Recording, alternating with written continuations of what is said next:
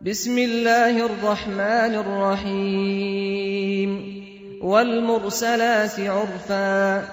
فالعاصفات عصفا والناشرات نشرا فالفارقات فرقا فالملقيات ذكرا عذرا أو نذرا إنما توعدون لواقع فإذا النجوم طمست وإذا السماء فرجت وإذا الجبال نسفت وإذا الرسل أقتت لأي يوم أجلت ليوم الفصل وما أدراك ما يوم الفصل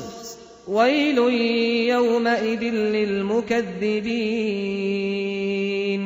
ألم نهلك الأولين ثم نتبعهم الآخرين كذلك نفعل بالمجرمين ويل يومئذ للمكذبين ألم نخلقكم من ماء مهين فجعلناه في قرار مكين إلى قدر معلوم فقدرنا فنعم القادرون ويل يومئذ للمكذبين ألم نجعل الأرض كفاتا أحياء وأمواتا وجعلنا فيها رواسي شامخات وأسقيناكم ماء فراتا ويل يومئذ للمكذبين انطلقوا إلى ما كنتم به تكذبون انطلقوا إلى ظل ذي 3 شعب لا ظليل ولا يغني من اللهب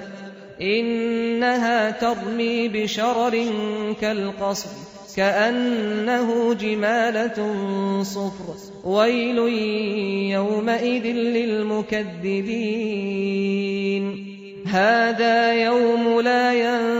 ينطقون ولا يؤذن لهم فيعتذرون ويل يومئذ للمكذبين هذا يوم الفصل جمعناكم والأولين فإن كان لكم كيد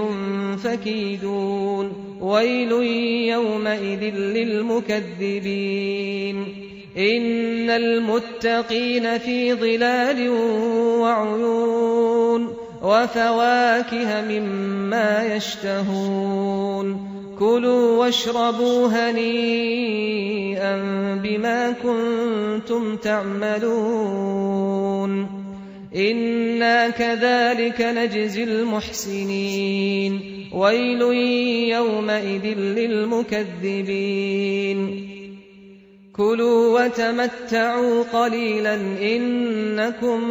مجرمون ويل يومئذ للمكذبين وإذا قيل لهم اركعوا لا يركعون ويل يومئذ للمكذبين فبأي حديث بعده يؤمنون